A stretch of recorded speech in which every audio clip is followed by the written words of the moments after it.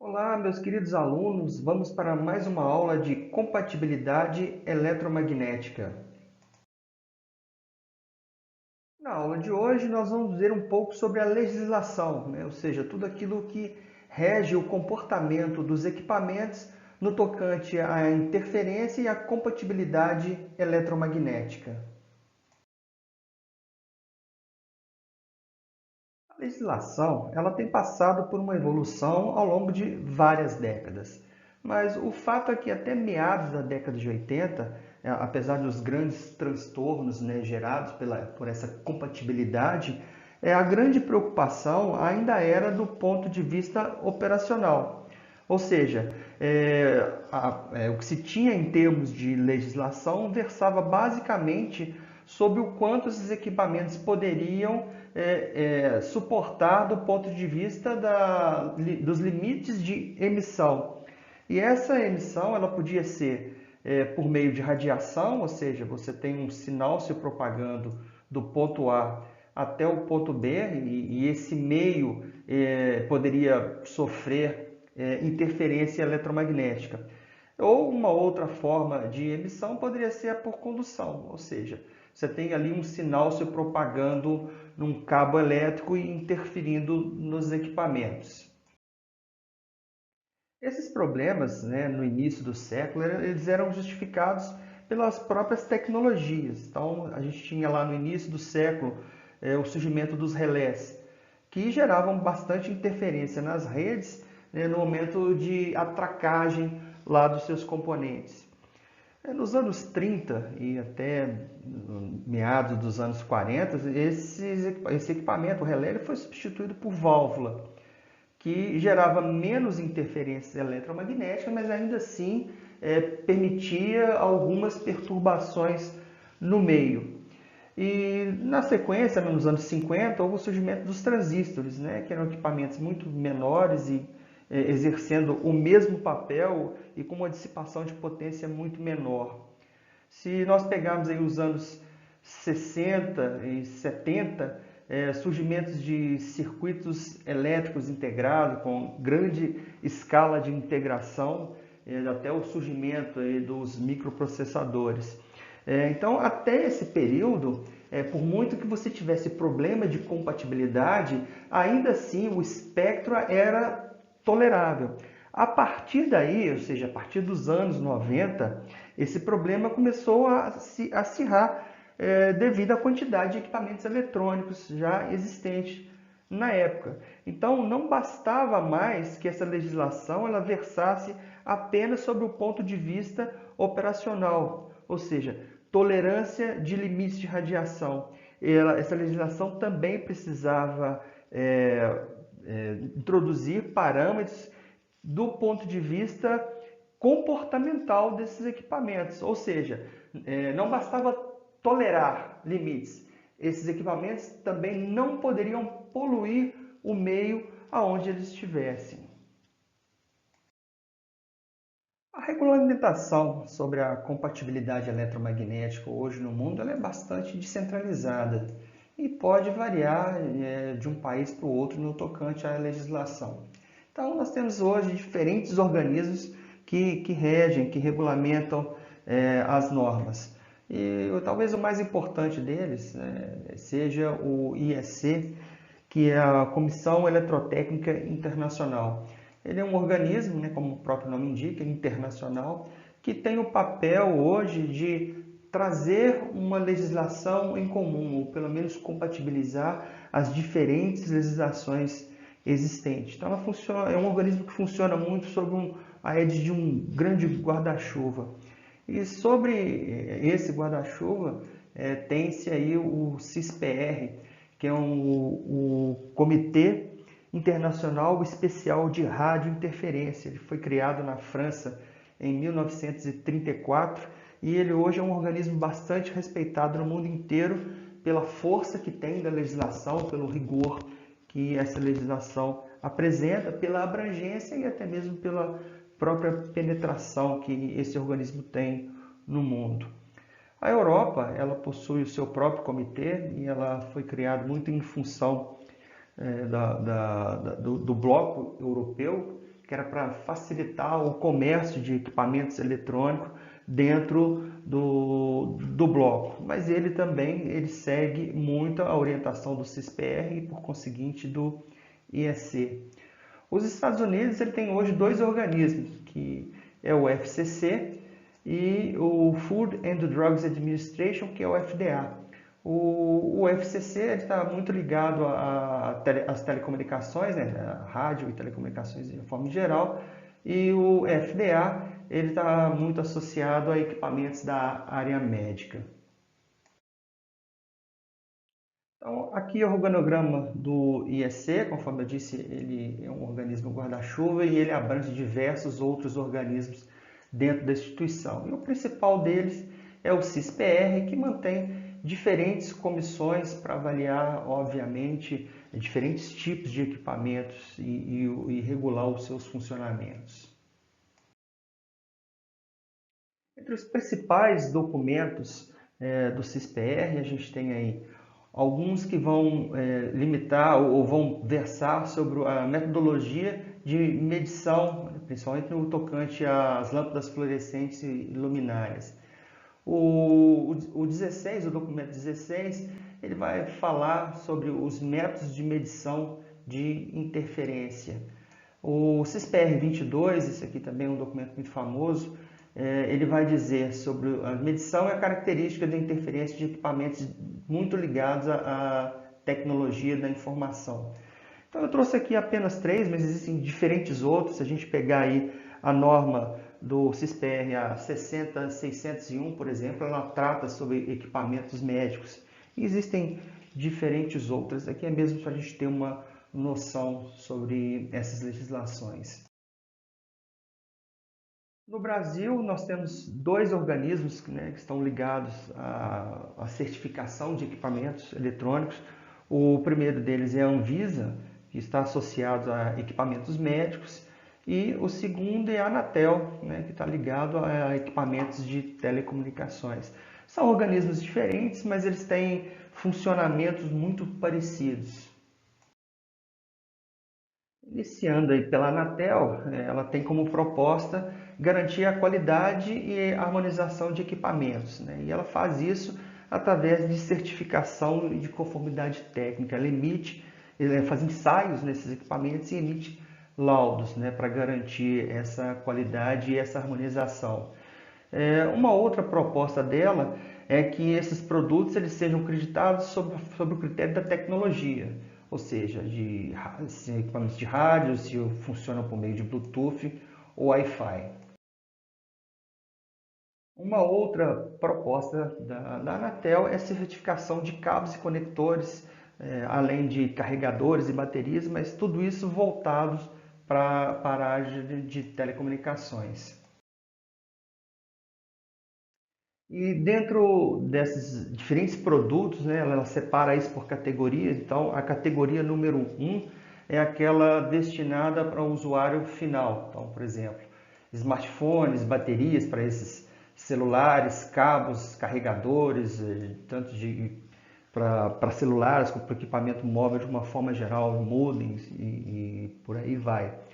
E essa certificação ela caduca a cada ano, né, por ser uma legislação destinada ao usuário final, ela é um pouco mais rigorosa. Então, a cada ano, o fornecedor de equipamento para o usuário final, ele deve levar o equipamento para passar por novas baterias de ensaio para que ele receba novamente a certificação e possa comercializar esses produtos no mercado. A categoria 2 ela é voltada para serviços de telecomunicações.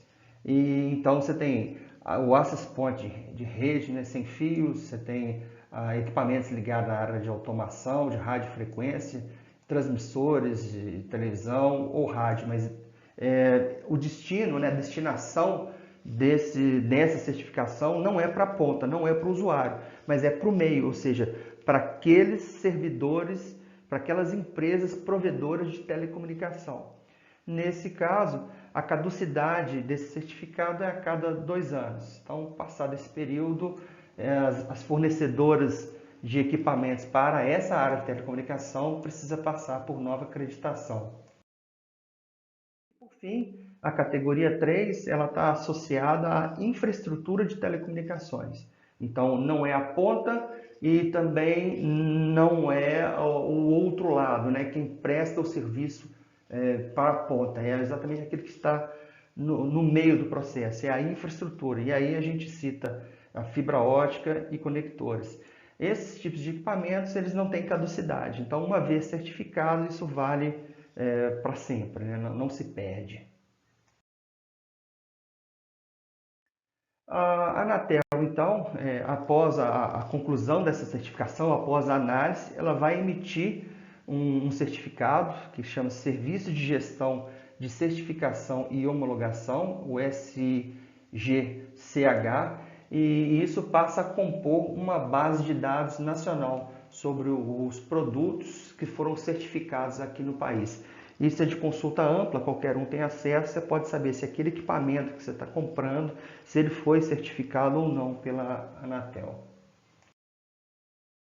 A Anvisa, por sua vez, ela tem um papel de garantir que esses produtos comercializados dentro do país, né, voltados para a área médica, seja eles produzidos aqui ou importados, estejam eles em conformidade com a legislação e, por conseguinte, eles tenham a qualidade necessária para atender os usuários, né, de destino. E claro que ela também tem o papel de assegurar que os fornecedores de produtos atendam esses requisitos mínimos de qualidade dos produtos.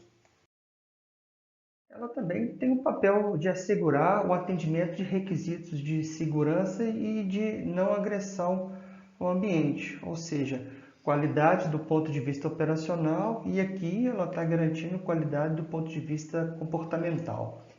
Claro que ela também tem um papel de facilitar o Brasil, né, de inserir o Brasil em acordos internacionais de reconhecimento mútuo. Ou seja, apesar de o Brasil não produzir muita tecnologia, mas o país fabrica equipamentos, né? Então, um exemplo disso são respiradores. Isso está muito em moda hoje. O Brasil fabrica esse tipo de equipamento. Então, com a certificação da Anvisa, ela garante que esse equipamento está também num padrão internacional, facilitando então a comercialização desse produto para um mercado internacional.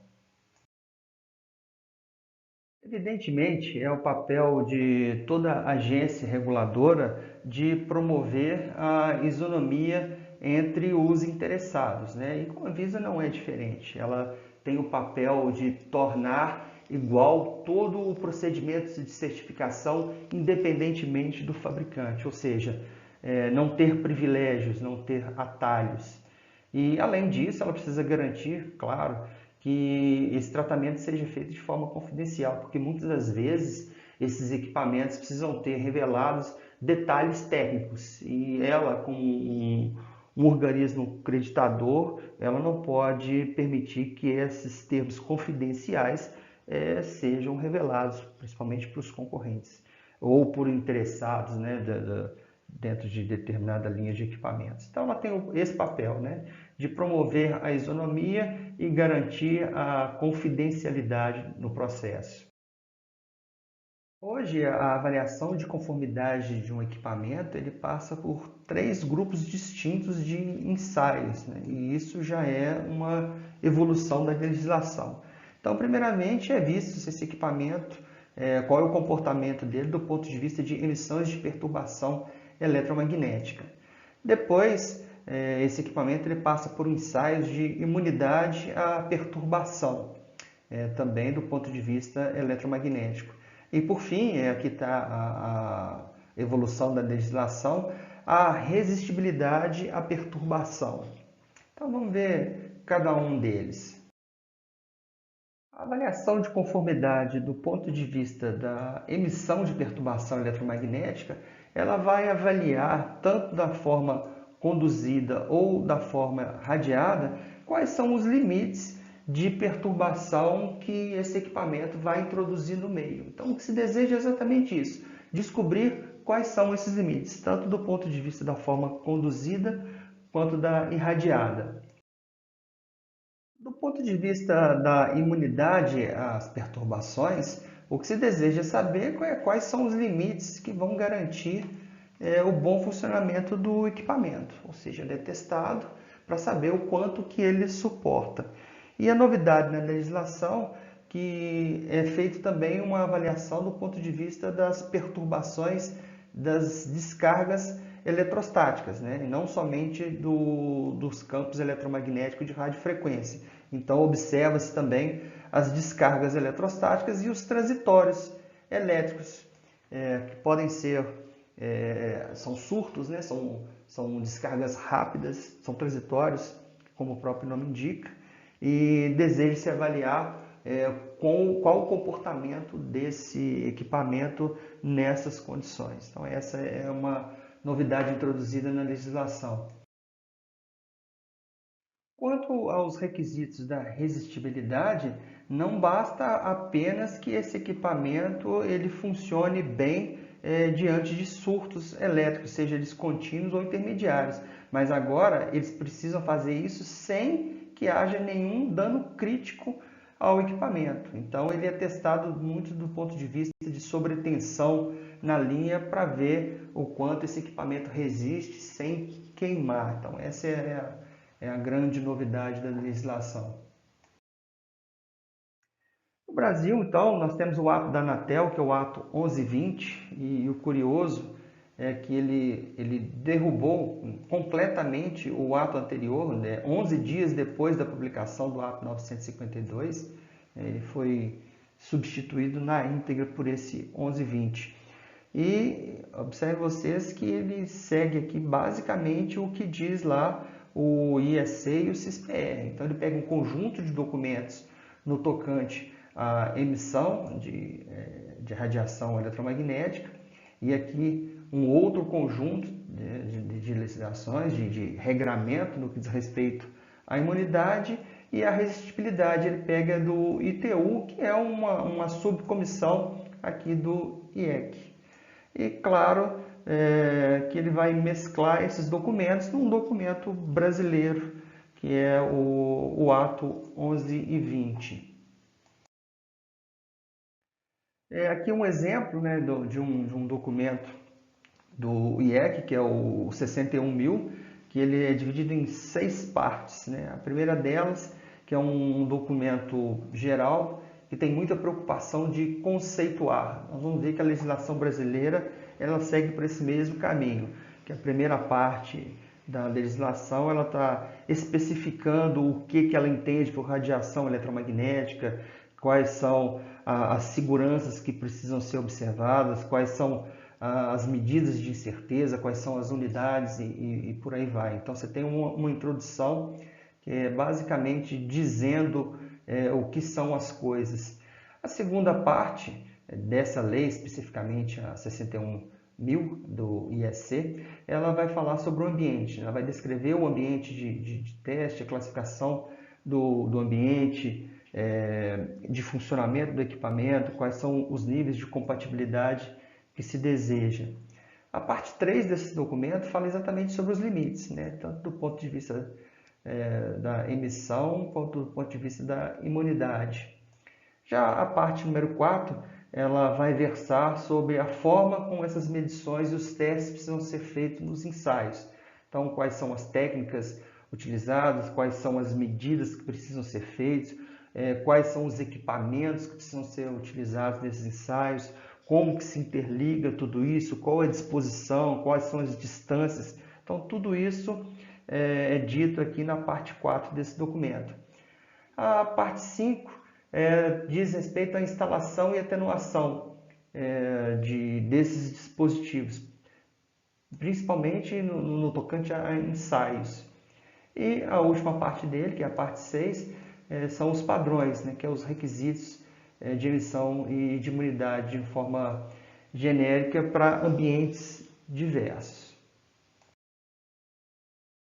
Então, a nossa legislação, conforme eu disse, o ato 1120, então, primeiramente, ele coloca ali no item 1 da legislação quais são os objetivos, né? O que esse documento quer trazer em termos de regulação para as telecomunicações. Segundo, ele vai dizer de onde ele tirou toda essa legislação. E observe que ele está fazendo aqui referência ao IEC. E, obviamente, muitas dessas legislações ela vem do CISPR, né? Aqui ele cita o grande guarda-chuva, que é o IEC. O item 3 ele vai dizer ali sobre a abrangência, a disposição que segue, quais são os equipamentos de telecomunicações que se aplica, quais são os requisitos necessários, né, para emissão, radiação e resistibilidade.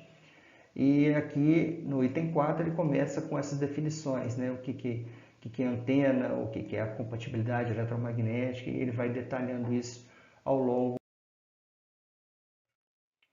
Aí eu trouxe um destaque para o item 4, que é sobre a classificação desses equipamentos. Então ele diz que a classe A são equipamentos de instalações de telecomunicação. A classe B são equipamentos já de uso doméstico. O item 5 do ato 1120, ele vai falar das aplicações e dos requisitos. Então ele começa definindo sobre a quantidade de equipamentos que necessitam ser amostrados para ensaio. Aí ele define como é que o funcionamento desse equipamento deve se dar ao longo dos ensaios, enfim, ele trata especificamente de quantidades e formas de ensaio. Já no item 6, ele vai falar das emissões, então ele vai versar sobre tudo aquilo que é necessário do ponto de vista da emissão. O documento, obviamente, também trata dos requisitos da imunidade, e ele faz isso no item 7.